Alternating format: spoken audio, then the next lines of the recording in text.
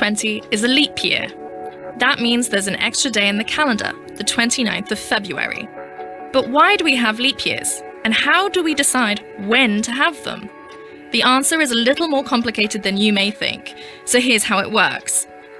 We measure a day as how long it takes the Earth to spin once on its own axis. That's 24 hours. And we measure a calendar year as how long it takes the Earth to orbit the Sun, 365 days. Except the time it actually takes for the Earth to circle the Sun is 365.24 days.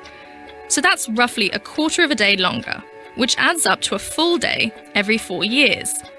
To keep everything in sync, this full day is added to the fourth year's shortest month, February.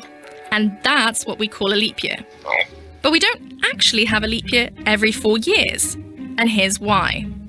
Remember how we rounded up that 0.24 to a quarter? Well, that difference does eventually add up, pushing the whole system out of sync again by 3 days out of every 400 years, to be precise. In order to redress this slight imbalance, we have to skip a leap year every now and then, so not add that extra day.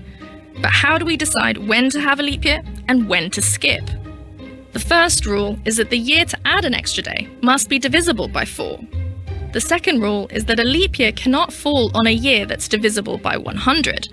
If it does, no leap day is added to that calendar year. But to make things even more complicated, there's an exception to this second rule. If a leap year can be divided by 400, the leap day is added after all. That's why a leap day happened in the year 1600 and 2000, but not in 1700, 1800, or 1900. We have Pope Gregory XIII to thank for creating this century rule some 400 years ago. His changes mark the beginning of the Gregorian calendar, which is still in use across the world today. So, leap years exist to help us stay in sync with the real astronomical year.